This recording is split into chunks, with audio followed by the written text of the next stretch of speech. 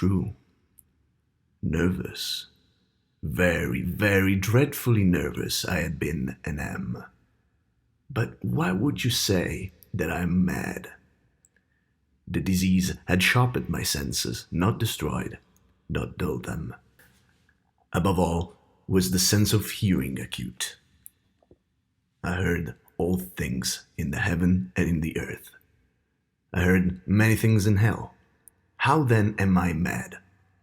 Hearken, and observe how healthily, how calmly I can tell you the whole story.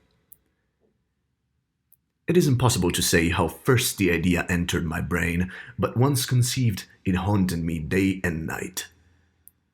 Object there was none, passion there was none. I loved the old man. He had never wronged me. He had never given me insult. For his gold I had no desire. I think it was his eye. Yes, it was this. He had the eye of a vulture, a pale blue eye with a film over it. Whenever it fell upon me, my blood ran cold, and so by degrees, very gradually, I made up my mind to take the life of the old man, and thus rid myself of the eye forever. Now, this is the point. You fancy me mad. Madmen know nothing, but you should have seen me. You should have seen how wisely I proceeded, with what caution, with what foresight, with what dissimulation I went to work.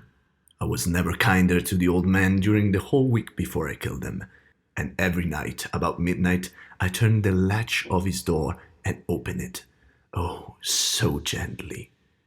And then, when I had made an opening sufficient for my head, I put in a dark lantern, all closed that no light shone out, and then I thrust in my head. Oh, you would have laughed to see how cunningly I thrust it in. I moved it slowly, very, very slowly, so that I might not disturb the old man's sleep. It took me an hour to place my whole head within the opening, so far that I could see him as he lay upon his bed.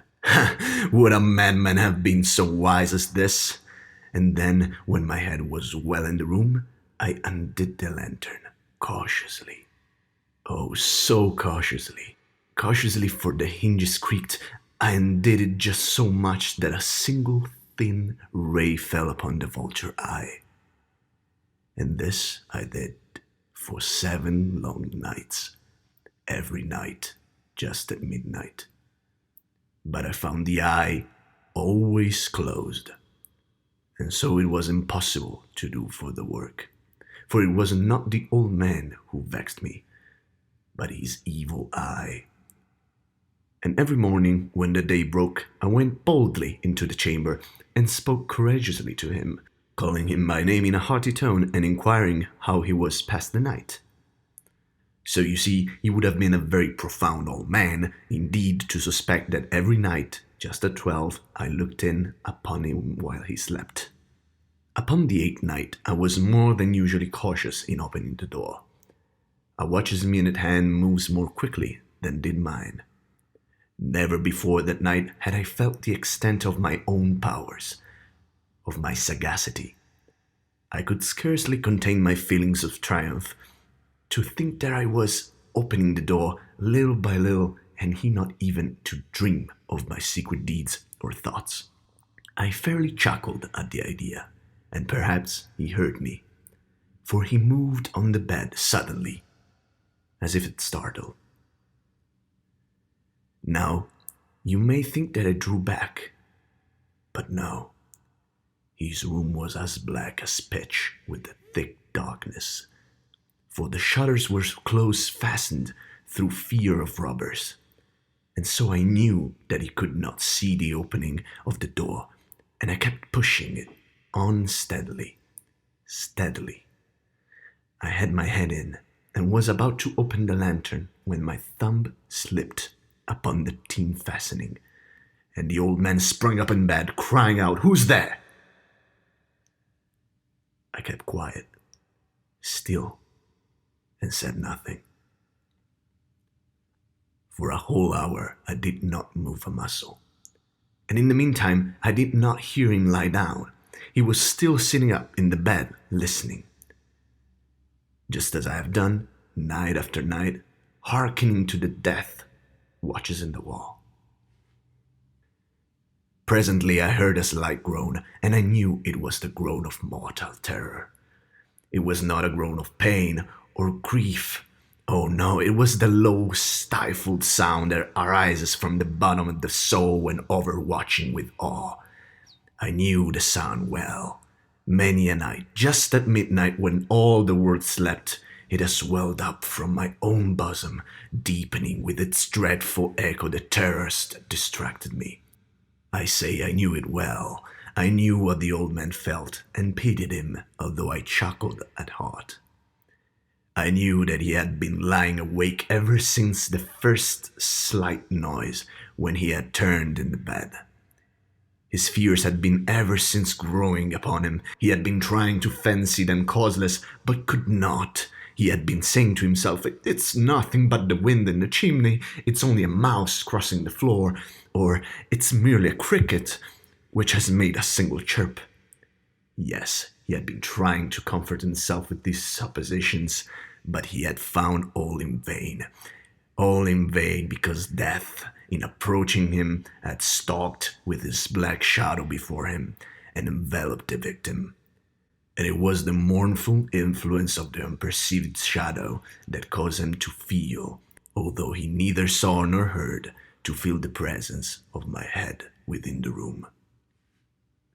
When I had waited a long time, very patiently, without hearing him lie down, I resolved to open a very, very little crevice in the lantern. So I opened it.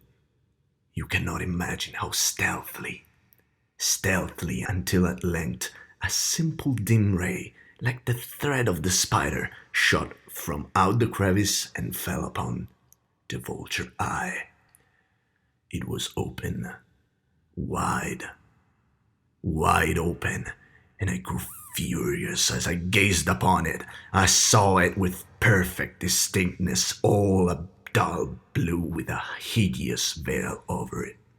That chilled the very marrow in my bones, but I could see nothing else of the old man's face of person, for I had directed the ray as if by instinct precisely upon the damned spot. And have I not told you that what I mistake for madness is but over-acuteness of the sense?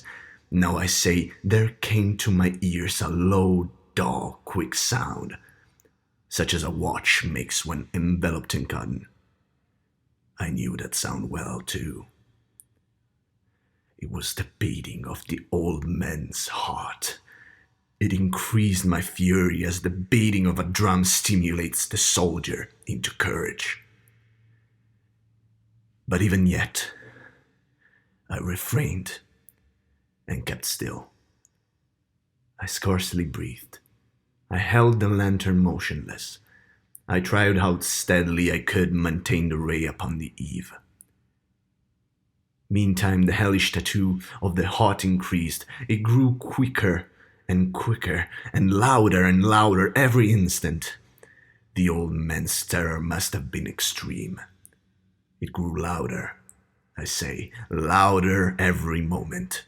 Do you mark me well? I have not told you that I am nervous. So I am. And now at the dread hour of the night, aimed the dreadful silence of that old house, so strange a noise as this excited me to uncontrollable terror. Yet for some minutes longer I refrained and stood still. But the beating grew louder. I thought the heart must burst. And now a new anxiety seized me. The sound would be heard by a neighbor. The old man's hour had come. With a loud yell, I threw open the lantern and leaped into the room. He shrieked once only. In an instant, I dragged him to the floor and pulled the heavy bed over him.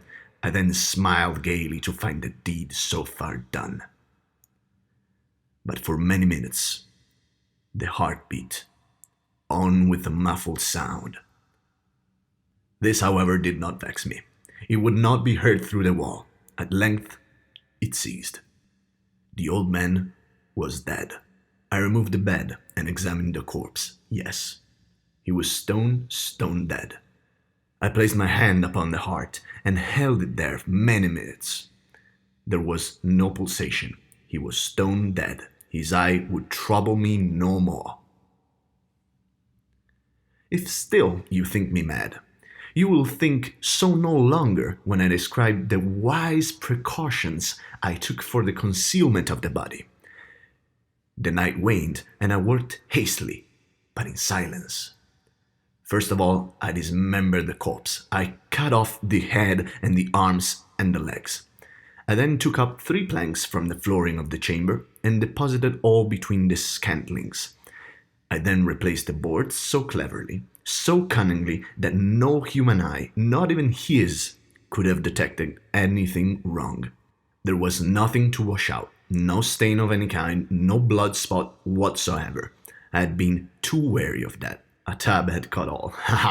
When I had made the end of these labors, it was 4 o'clock, still dark as midnight.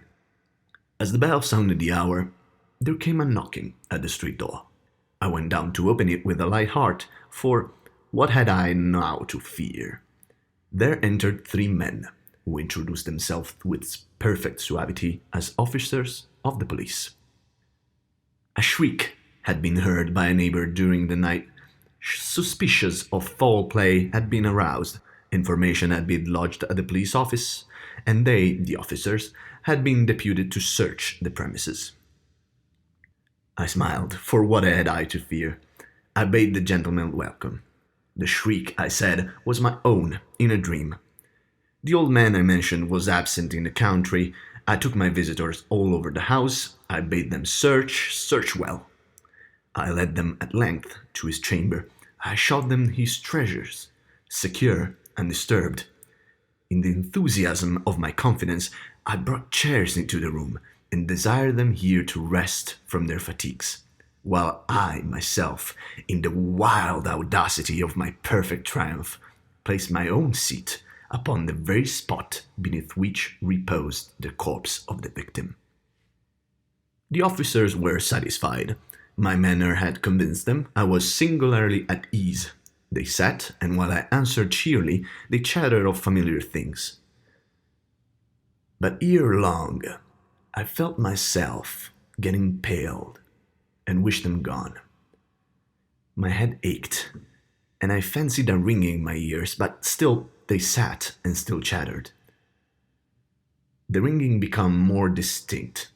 It continued and became even more distinct. I talked more freely to get rid of the feelings, but it continued and gained definiteness, until at length I found that the noise was not within my ears. No doubt I now grew very pale, but I talked more fluently and with a heightened voice.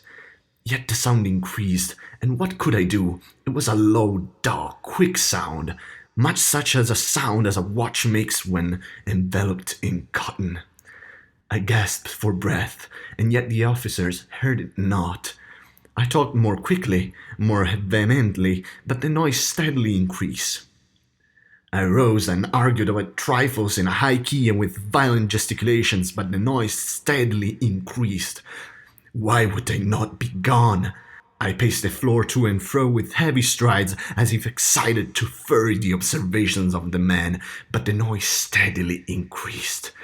Oh God, what could I do? I foamed, I raved, I swore. I swung the chair upon which I had been sitting and granted it upon the boards, but the noise arose over and all and continually increased. It grew louder, louder, and still the man chatted pleasantly and smiled. Was it possible they heard not? Almighty God, no, they heard. They suspected, they knew, they were making a mockery of my horror. This I thought, and this I think. But anything was better than this agony. Anything was more terrible than this derision. I could bear those hypocritical smiles no longer. I felt that I must scream or die, and now again, hark, louder. Villains! I shrieked, dissemble no more. Admit the deed. tear up the blanks here. It's the beating of his hideous heart.